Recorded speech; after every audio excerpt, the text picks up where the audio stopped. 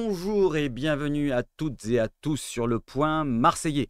Votre quotidienne préférée, à vous Olympiennes et Olympiens, j'espère que vous allez tous très bien ce samedi matin. Est-ce que vous avez bien dormi? N'hésitez pas à me le dire, donnez-moi une note sur votre nuit de sommeil, une note sur 10. Allez, on va aborder l'actualité, le mercato, le match, bien sûr. C'est un jour de match aujourd'hui, un choc, une affiche de Ligue 1. Même s'il y a des absents des deux côtés, attention, il n'y a pas que l'OM qui a des absents, il y a aussi Monaco, on va en parler tout à l'heure. Il y a quand même un beau match à vivre ensemble. On y va tout de suite et let's go. D'abord, on va sur quoi? On va sur le joueur mystère et on va découvrir qui a remporté le joueur mystère. On enlève ça. Voilà. Donc, c'est Monsieur K. 1448. Alors, j'ai vu ta photo de profil, c'est un loup-garou. Est-ce que c'est pas un jeu vidéo? 1448, ça me parle. En tout cas, tu as bien trouvé le joueur. C'est bien sûr Adriano Gabiru. Voilà, Adriano Gabiru. Ancien milieu de terrain qui a été recruté dans les débuts des années 2000, qui a joué 14 matchs à l'OM et qui a mis 3 buts si je ne me trompe pas. C'était un numéro 10. Moi, ce que je me rappelle de ce joueur, c'est qu'il avait toujours la morvonnée. Je ne sais pas si vous vous en souvenez. Voilà pour ce joueur-là. Et on va maintenant sur quoi? Allez, on y va sur l'introduction.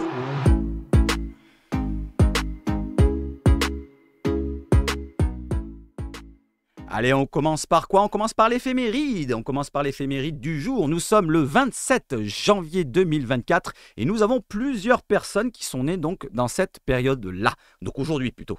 Donc nous avons Patrick Blondeau. Est-ce que vous vous souvenez de Patrick Blondeau et de son coup de boule? Allez, donnez-moi contre quelle équipe en Coupe d'Europe? Je vous donne un indice. Patrick Blondeau avait donné un coup de boule à un CRS. Voilà, vous pouvez regarder sur internet si vous avez envie, mais n'hésitez pas à me dire votre réponse dans les chats, dans le commentaire. Abdoulaye Diallo, ensuite nous avons Jacques Jaubert, Armand Liberati, Lionel Louze, Ange Maras et Jean-Désiré Sikeli. Bon anniversaire à toutes ces personnes et bon anniversaire à tous ceux qui sont nés le 27 janvier. S'il y en a un qui est né le 27 janvier, qui n'hésite pas à me le dire dans les commentaires. Allez, on enchaîne avec quoi? Avec le mercato. Et oui, c'est tout de suite le mercato. On y va. Allez, la petite transition à mercato, on y va. Let's go.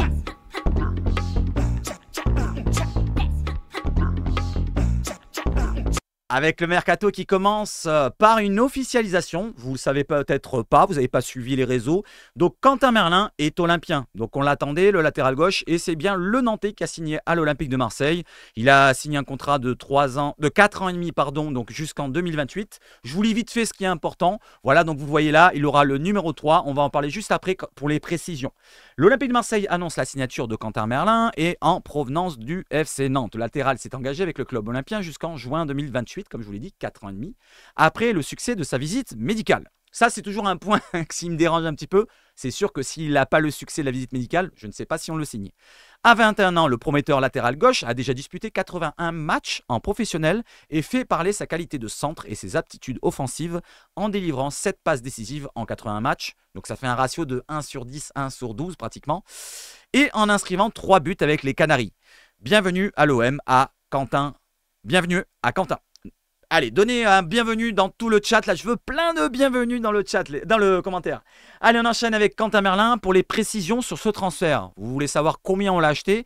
Allez, je vous le marque ici, selon l'équipe. Sabach Foot nous relaye ça. Le transfert de Quentin Merlin s'est conclu autour de 12 millions d'euros, bonus compris. Donc, on parlait des 10 millions plus 2 millions. Ça concerne à petit peu près ces trucs-là. Donc, 12 millions, bonus compris. Mais il faut rajouter plus 10% à la revente. Personne n'en a parlé de ça. Tous les mecs sur les réseaux sociaux qu'on décompte, personne n'en a parlé. C'est l'équipe qui nous le relaie. Alors, est-ce que c'est vrai? Je ne sais pas, mais en tout cas, je vous le relaie. 10% à la revente. Certains dans nos lives me demandaient s'il y avait un pourcentage à la revente. Je ne l'ai vu nulle part.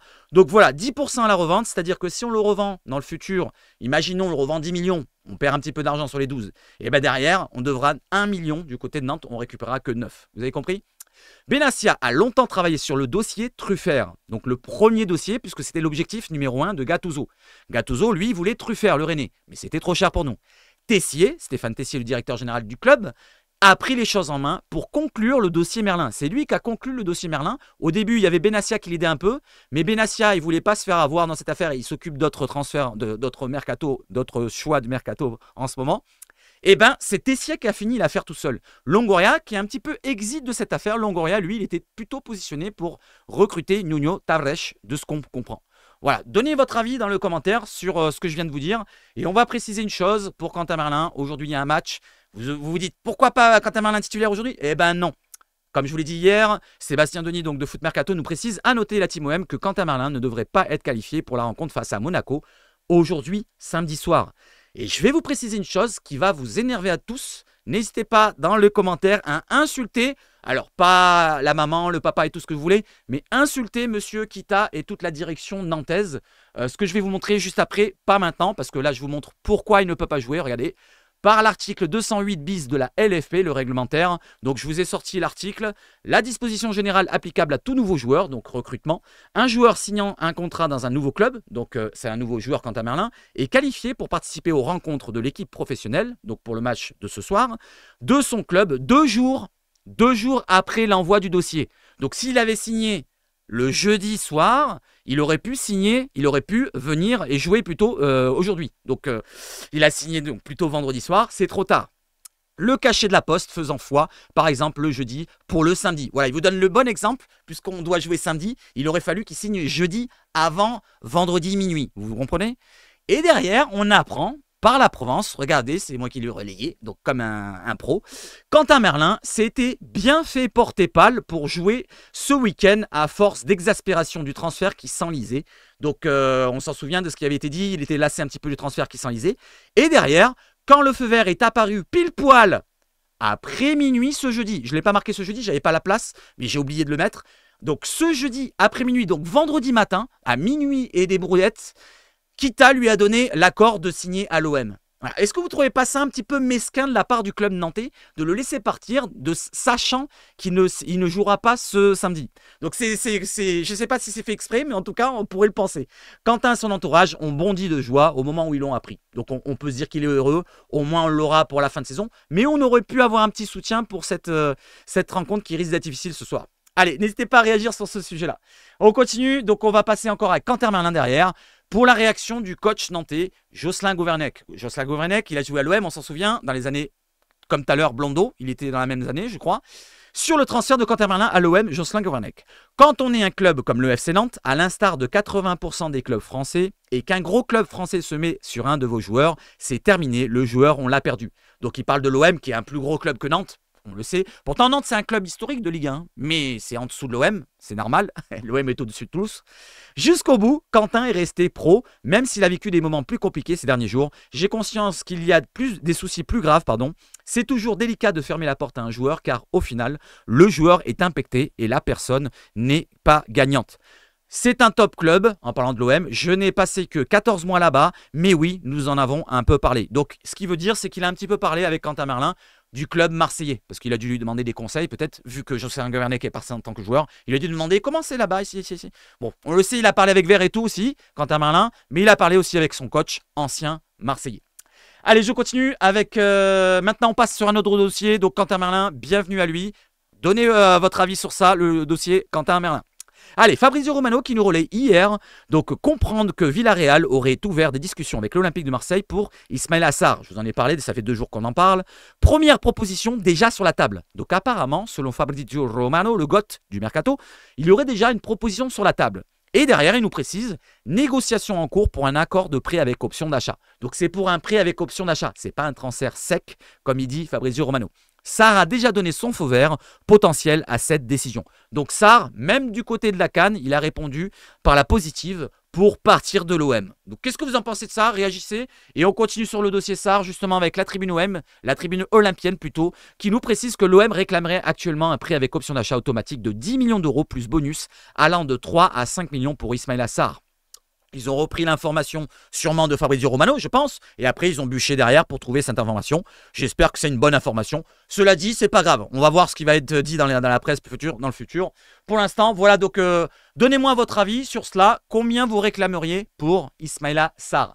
Alors, pour Ismaïla Sarr, non, c'est terminé. Oui, on continue. 6 départs de Sarr. La tribune olympienne nous précise que, alors, on prendra un offensif.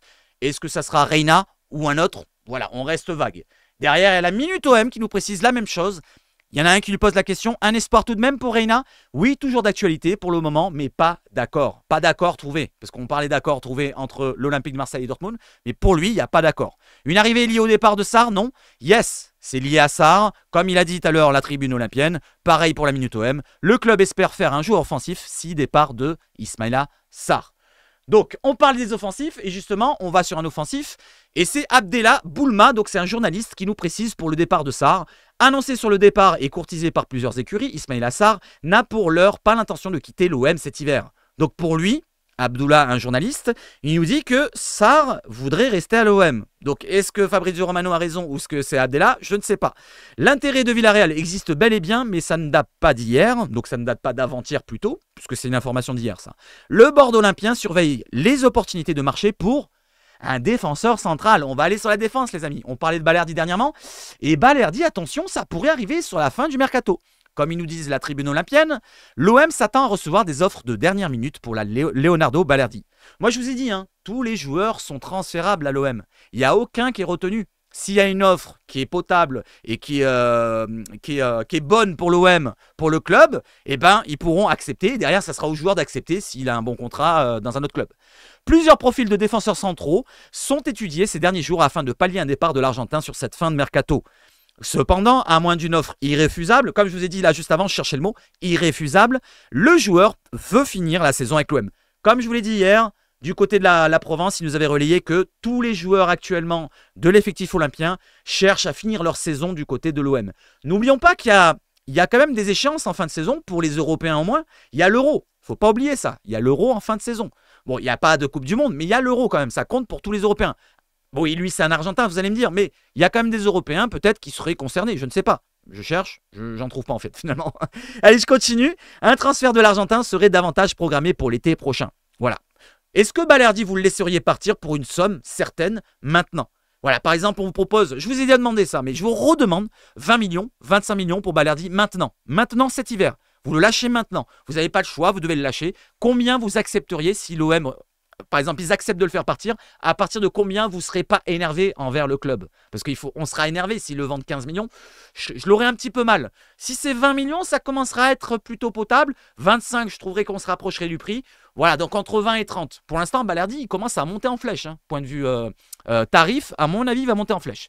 Il vient d'avoir 25 ans hier. En plus, ça serait dommage qu'il parte 2-3 jours après son anniversaire. Allez, on continue avec les transferts et le mercato avec une piste offensive cette fois. On revient sur la tribune olympienne qui nous précise que l'OM cherche toujours à vendre Vitinha, l'attaquant portugais, sur cette fin de mercato. L'OM pourrait accepter des offres désormais autour de 15 millions d'euros. On était sur 20 dernièrement, on se rapprochait de 20, la Provence qui avait relayé ça il y a 2 jours, et maintenant on se rapproche de 15 selon la tribune olympienne.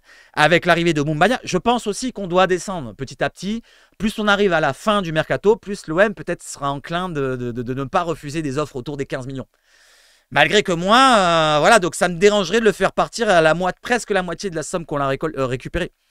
Avec l'arrivée de Moumbagna et le retour de Correa après sa blessure, qui est fortement appréciée par Gattuso, l'OM a prévenu l'entourage du Portugais que son temps de jeu sera fortement réduit en cette fin de saison, comme avait dit l'équipe hier ou avant-hier, je crois. Donc il sera dans la hiérarchie, il descendra dans la hiérarchie, les amis, pour Vitinha. Intérêt de Porto selon eux et de clubs de Première Ligue à ce jour pour Vitinha.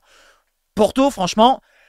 je vais vous dire, ça m'étonnerait qu'il recrute, à moins qu'il y ait encore des départs du côté de Porto. Il y a eu Taremi, je crois, qui est parti dernièrement, je crois, je suis pas sûr.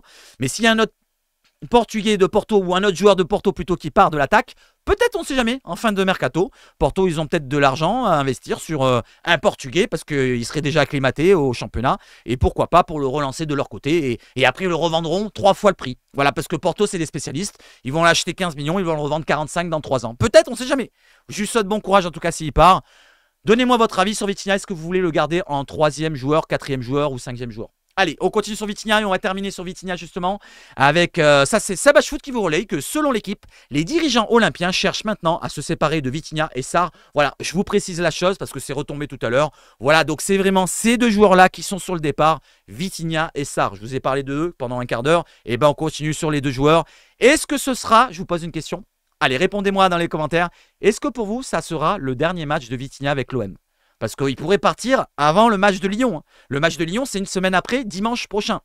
Donc entre Lyon et Monaco, il y a 8 jours. Il se pourrait qu'il parte. De toute façon, il partira avant. Il partira avant, de toute façon, quoi qu'il arrive. Et oui, les amis. Parce qu'il y a le mercato qui se termine le 31. Voilà, n'hésitez pas à réagir à ça. Allez, maintenant on a quoi? On a sur quoi? On a sur quoi?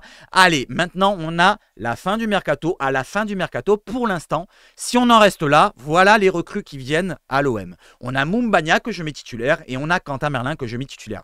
Si on en reste sur un 3-5-2 actuel, on aurait peut-être, probablement, cette compo pour peut-être un des meilleurs 11. Voilà, n'hésitez pas à réagir, je vous demande, hein, c'est un point d'interrogation, vous prenez pas la tête, comme certains stupides qui me répondent dans les commentaires en dessous là.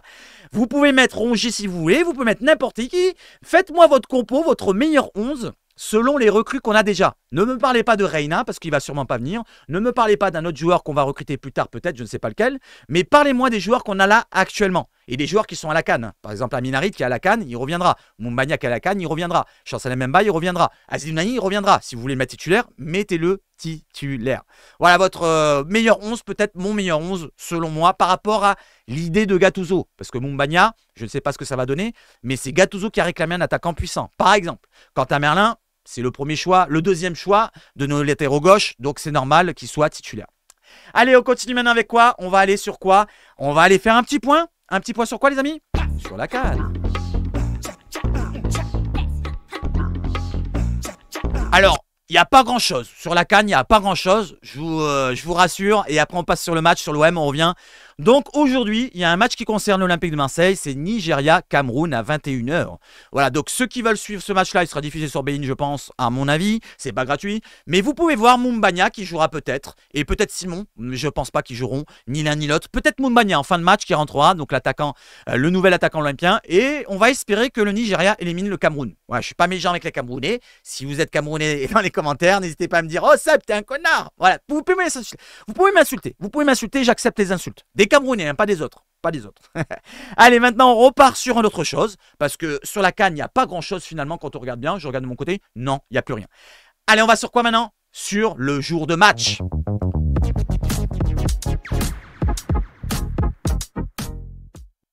Alors, jour de match, 63 000 les amis, c'est le chiffre tout rond, 63 000 spectateurs sont attendus au Vélodrome, pas loin de faire le plein encore une fois. On n'est pas loin encore d'un guichet fermé, mais on ne le fait pas. Il ne restera que quelques places disséminées ici ou là en Jambouin et en Gannet. Voilà les amis, donc donnez votre avis sur cela. Donc ça fait quand même plaisir d'avoir 63 000 personnes, supporters de l'OM qui seront là à encourager notre équipe, j'espère encore une fois. Comme je l'ai mis en dessous, PS, Gattuso a dit à la 95e pour la minute. À la 95e minute, pardon, pour la bronca. Voilà, attendez la 95e minute. Si on est mené, si on perd, attendez la 95e minute pour les un petit peu houspiller. Donnez toute la force qu'il faut. Force à vous, en parlant des supporters bien sûr, et ceux qui seront au stade. Donnez-moi ceux qui vont au stade ce soir. Donnez-moi votre nom dans les commentaires. Allez, on continue justement avec les supporters et avec le Vélodrome qui est invaincu, enfin l'OM qui est invaincu au Vélodrome plutôt. Pas depuis 25 ans. 25 ans, c'est depuis le temps qu'on n'a pas enchaîné 13 rencontres sans défaite au Vélodrome. Je vous lis vite fait la stat. L'OM est invaincu cette saison au Vélodrome sur 13 rencontres à domicile, toutes compétitions confondues. 9 victoires et 4 matchs nuls. Et ça date depuis la saison 1998-1999. Une première depuis cette saison-là. À l'époque, l'Olympique de Marseille n'avait perdu aucun de ses 24 matchs de toute la saison au Vélodrome pour 18 victoires et 6 matchs nuls. C'était à l'époque Roland Courbis et c'était à l'époque qu'on est arrivé en finale de l'UEFA face à Parme 0-3 malheureusement. Voilà, j'enchaîne derrière maintenant avec l'actualité pour le match. Et on va voir qu'il y a des nouveaux peut-être qui vont être dans le groupe, comme un ancien joueur, Sparagna. Selon ODM by 13, info ODM by 13 justement, 7 ans après son départ, le Marseillais Stéphane Paragna, formé à l'OM, fait son retour dans le groupe professionnel de l'Olympique de Marseille pour le match OM-ASM, demain soir, donc ce soir. Un groupe de 21 joueurs olympiens est attendu au Vélodrome pour le compte de la 19e journée de Ligue 1. Donnez votre avis sur cela, les amis. Donnez votre avis sur cela. C'est un défenseur central. Donc, au cas où, ça peut dépanner si on passe, bien sûr, à 3 derrière. Et justement, on parle des défenseurs. Jean Onana, selon RMC, Jean Onana pourrait être aligné dans la défense pour conserver le 3-5-2. Donc, qu'est-ce que vous en pensez de ça? Est-ce que vous mettriez Onana en défense?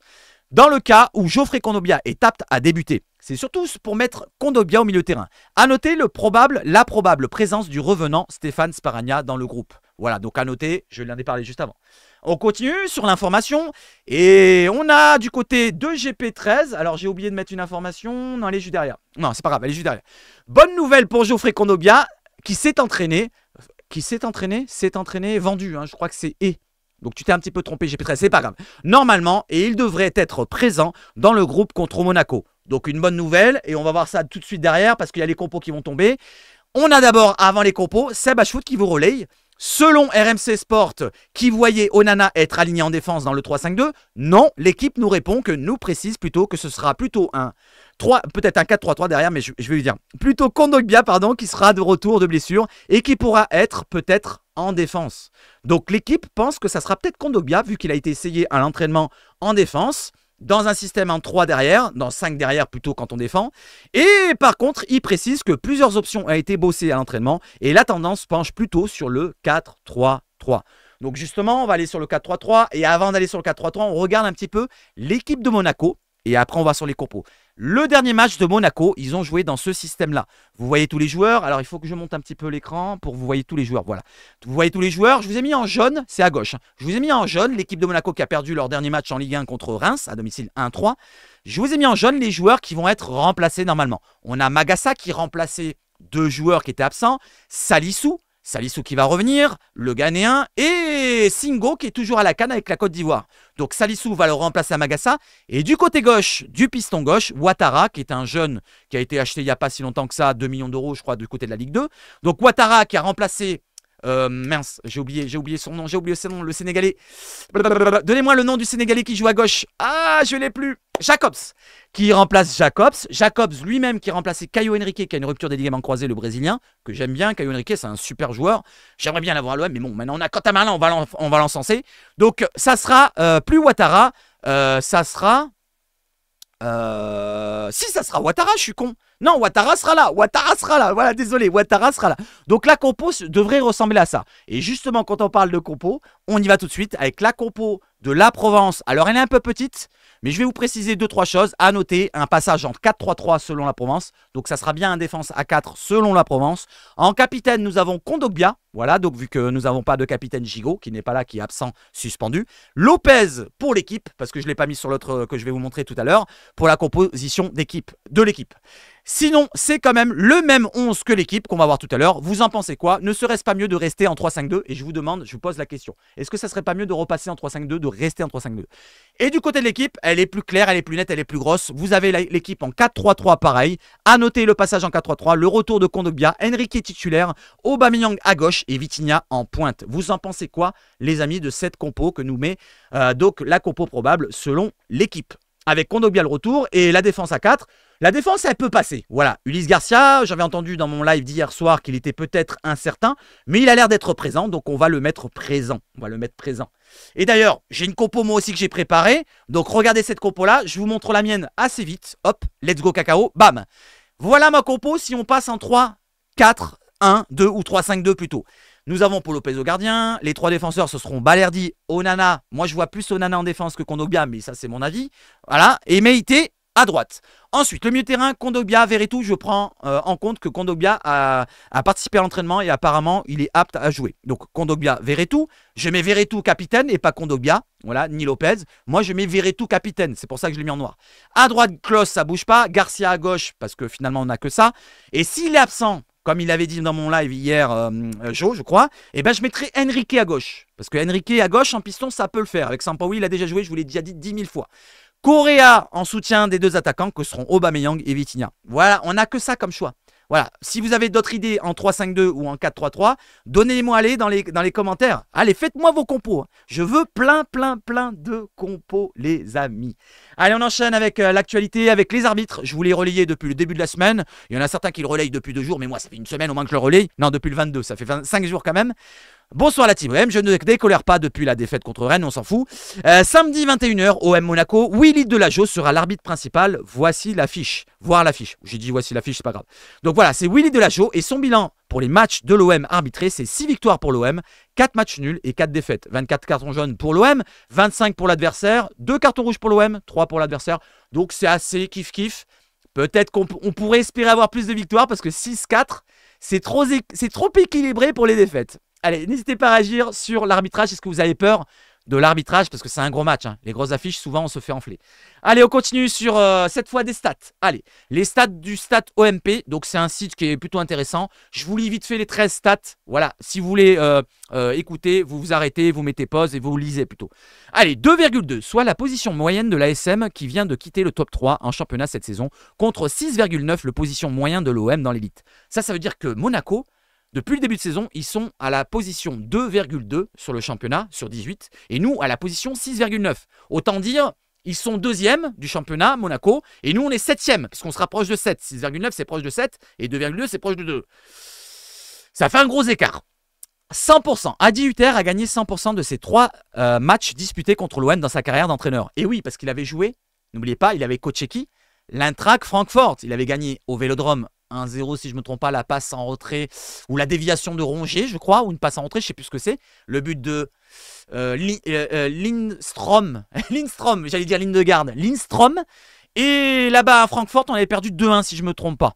2-1 si je ne me trompe pas. Et contre Monaco, match aller, avec la première de Gattuso justement, c'est son premier match pour Gattuso, 3-2. Voilà, donc Adi Hutter, 100% contre l'OM. Attention, 7 sur 8. Wissam Ben Yedder a inscrit 7 des 8 derniers buts monégasques. Et c'est peut-être le joueur à surveiller, les amis. Donnez-moi un joueur sur qui il faut vraiment faire attention. Moi, j'en vois plein. Je vois Wissam Ben Yedder, je vois Golovin, c'est un super joueur. Et j'en vois d'autres. Mais Wissam Ben Yedder, pour ma part, il est en forme. Attention à lui. 7 buts sur les 8 derniers buts monégasques. Attention à lui. Deuxième versus troisième. Deuxième meilleure formation à domicile avec 21 points gagnés. L'OM affronte la troisième meilleure équipe à l'extérieur, 15 points de prix pour Monaco. Ils viennent d'enchaîner 2 victoires à l'extérieur à Toulouse et à Rennes en Ligue 1. 3,77. Aucune affiche de l'OM n'est plus prolifique en but en Ligue 1 depuis 2015. 3,77 buts par match en moyenne quand l'OM affronte Monaco. Et oui, parce que dernièrement, 3-2 là-bas, on avait gagné avec Sampaoli là-bas, je ne me rappelle plus combien. Il y a toujours beaucoup de buts contre Monaco, c'est vrai, effectivement. 2017, vaincu à l'aller 2-3 à Monaco, l'OM n'a plus subi de 2 défaites consécutives contre les Monégasques depuis 2017. Donc il faut remonter à 2017 pour 2 défaites dans le championnat contre Monaco. 9. Invaincu depuis 9 matchs consécutifs en Ligue 1 au Vélodrome, les Olympiens n'ont plus connu meilleure série à domicile depuis 2021, 11 entre février et août. Ouais, c'est pas la même stat que j'ai sorti tout à l'heure, hein, c'est pas la même stat. 1. L'OM n'a perdu qu'une seule de ses 11 dernières confrontations dans le temps réglementaire, 6 victoires et 4 nuls. Donc ça concerne par rapport au match de contre Rennes, on n'a pas perdu dans le temps réglementaire, c'est normal que c'est stipulé.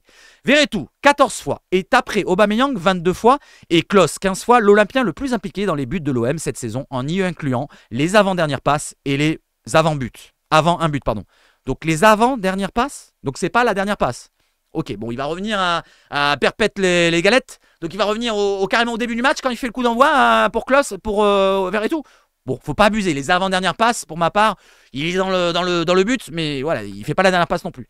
6,89. Jordan Verretou est l'Olympien qui, toute saison confondue depuis 2021, distribue le plus de passes vers l'avant, 6,89 par match.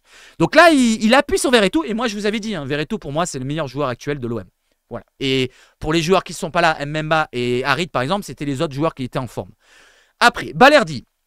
Titulaire indiscutable sous Gattuso, Leonardo Balerdi a disputé l'intégralité des 8 dernières rencontres de l'OM, une telle régularité qui ne lui est plus arrivée depuis mars 2021. Et on vient de le dire tout à l'heure, hein, Balerdi, je vous ai demandé son prix, et justement là, c'est précisé, il est titulaire depuis 8 dernières rencontres. Après, il n'y a pas vraiment beaucoup de choix, vraiment de solutions derrière, parce qu'il ne reste que Meïté en remplaçant. Maintenant, il n'y a plus de choix puisqu'on a les joueurs à la canne. Donc quand même, Balerdi revient bien, il est pas mal en ce moment, il fait moins de bourdes, je trouve, moins de grosses bourdes. Ça fait un moment qu'il n'en a pas fait une énorme. On va attendre, j'espère que ça va pas se passer demain. J'espère que pourquoi pas, on mène 3-0, qu'il en fasse une à la fin s'il veut. Voilà, comme ça il ne sera pas racheté. Voilà, au moins pour ça. Qu'il fasse une grosse bourde en fin de match, qu'on mène 3-0, on gagne 3-1. Et derrière, comme ça, les clubs, ils voient ça, juste le but, ils se disent « Oh putain, il est nul, lui ». Et ils l'achètent pas. Voilà, comme ça, on le garde.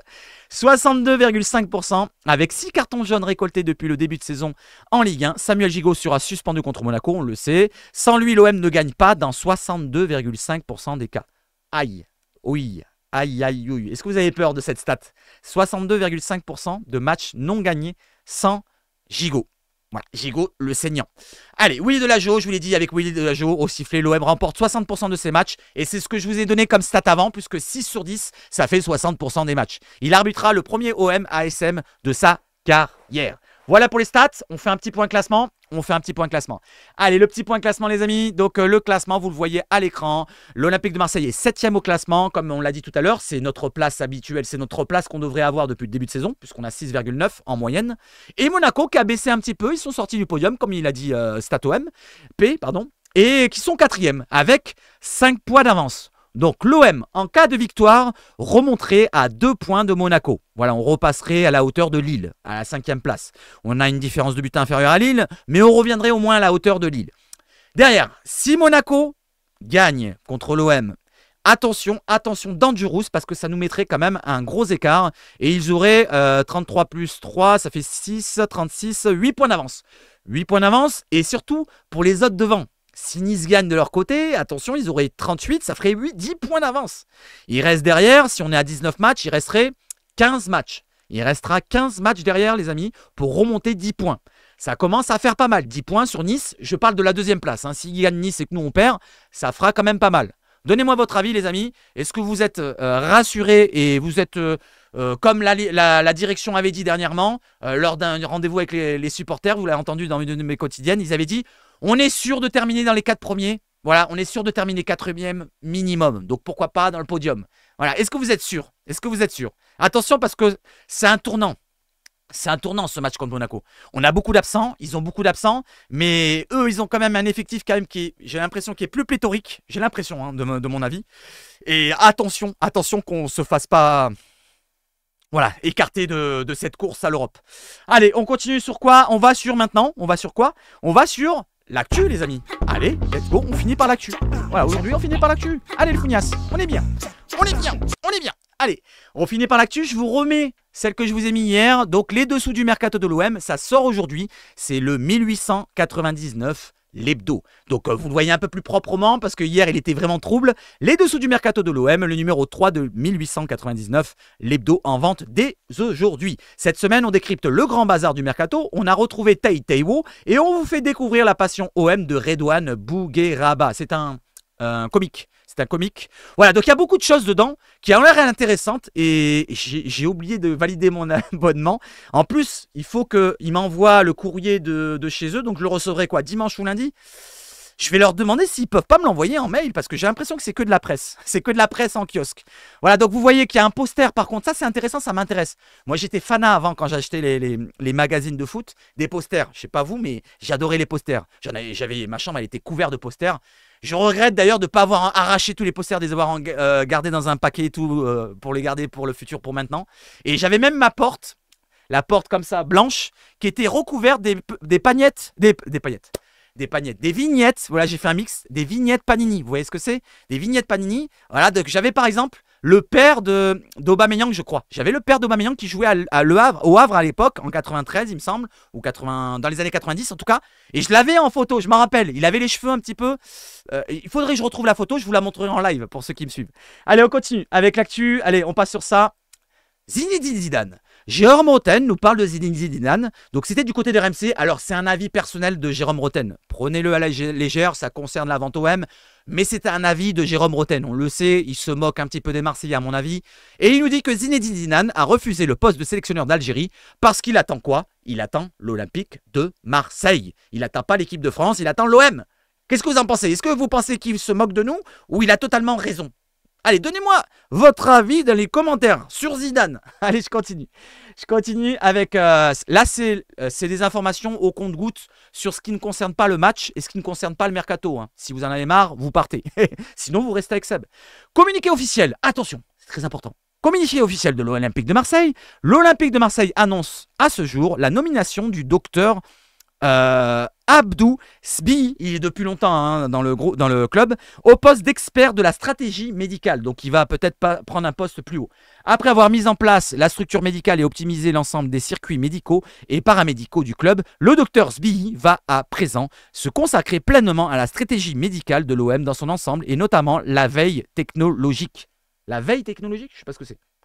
S'il y en a un de médecin qui regarde mes vidéos, n'hésite pas, s'il te plaît, à m'informer parce que je ne sais pas. La veille technologique. Allez, on continue.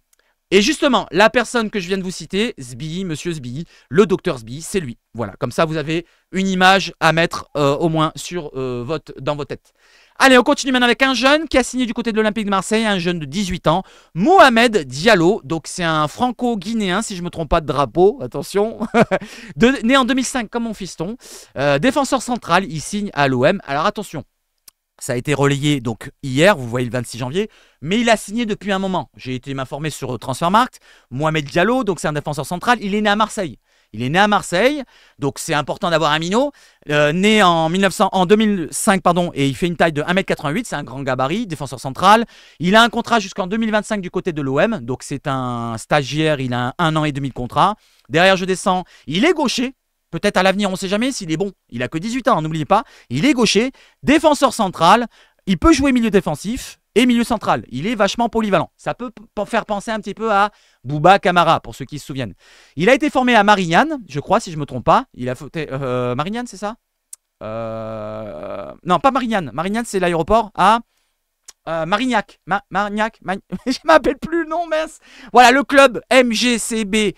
Donc du côté de l'OM, et il a fait un match déjà. Regardez, il a déjà joué un match avec la nationale U19 avec l'OM pour 90 minutes de jouer. Donc il vient pas d'arriver maintenant, hier ou aujourd'hui. Il est arrivé quand même il y a une bonne semaine, puisque regardez, il a signé en 19, le 19 là, c'est marqué ici, le 19. Ici, là, je vous mets en jaune, 19 janvier 2024. Allez, je continue, je finis avec... allez, je vous l'ai relayé hier, je vous le relaye encore une fois. Les 3 stades préférés de Jonathan David. Alors, il y a personne qui a donné la source. Et pourtant, la source, c'est la chaîne YouTube Oh My Goal France. Voilà, je vous ai mis source Oh My Goal France. C'est une chaîne YouTube. Vous pouvez y aller, vous pouvez la retrouver. Je ne vous l'ai pas mis là, mais c'est une chaîne YouTube. Donc, Odem by 13, qui nous relaye donc Oh My Goal France. Les 3 stades préférés de Jonathan David sont... le stade Vélodrome en premier, le stade de la Méno et Decathlon Arena. Il nous a précisé que même quand il n'y a pas beaucoup de supporters, on a du mal à s'entendre. Et quand il est plein, on ne peut même pas s'entendre quand on est en plein match. Voilà, donc c'est ce qu'il a dit, plus ou moins, Jonathan David. Donc voilà, ça peut faire plaisir aux supporters. Moi, je vais vous dire, si on ne gagne pas le match, je m'en fous qu'il n'entende pas ses partenaires. Moi, je veux qu'on gagne le match avant tout. Allez, un petit point sur quoi, les amis? On n'a pas fait un point depuis longtemps sur l'e-sport. Je vous ai montré la dernière fois le classement de l'OM. Après le 3e match qu'ils ont joué, la victoire contre Bordeaux. Ils sont toujours à 3 matchs joués, 2 défaites et une victoire contre Bordeaux. Mais ils ont calé au classement puisque les autres ont joué leur match. Et ils sont 9e. Attention, je vous ai dit, il faut se qualifier au play-off et il faut être dans les 6 premiers. Pour l'instant, 9e. Voilà, ils ont un match à jouer en retard, si je ne me trompe pas, contre Lorient. Et la prochaine journée se déroulera quand? Se déroulera le 30 janvier contre qui? Contre l'AS Monaco. C'est pour ça que je vous l'ai montré. Comme ça, vous voyez qu'il y aura un choc. Peut-être après le vrai choc de ce soir, le choc 3 jours après sur Twitch, sur la chaîne Ligue 1. Donc vous pouvez trouver Ligue 1 ou Ligue 1, je ne sais pas comment ça s'appelle, la chaîne Twitch, vous l'avez gratuit. Le match Monaco contre l'OM en e-sport. Allez, on va terminer par quoi? Par rien du tout, c'est juste un petit salut de mon chien. Voilà, Sirius qui vous salue. Et je vais vous saluer maintenant pour ma part. Alors je cherche pour mettre l'écran parce que j'ai oublié, j'ai tout changé dans tous les sens. Voilà, je suis là. Voilà, merci les amis d'avoir suivi la vidéo jusqu'au bout. Merci d'avoir donné de la force pour ceux qui l'ont fait. Un petit like, un petit commentaire, un petit abonnement, ça fait toujours chaud au cœur. Voilà, on est plus de 14 000. Merci, je vous ai mis un petit message dans l'onglet communauté de la chaîne. Merci, merci, merci, merci. On va essayer d'atteindre les 15 000 dans pas longtemps. Pourquoi pas avant la fin de la saison? Je pense qu'on peut le faire. Ça peut aller très très vite. Ça peut aller très très vite. Il reste encore 5 mois à peu près. 5 mois pour environ 200 par jour. 200 par mois, pardon. Ça peut le faire. Allez, vous pouvez tous vous abonner. Merci à toutes et à tous les amis.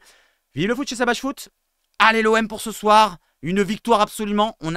C'est important, c'est trop important là pour essayer de laisser passer les 3 points. Et surtout quoi les amis, allez l'OM, donc je le redis, allez l'OM, allez l'OM, allez l'OM.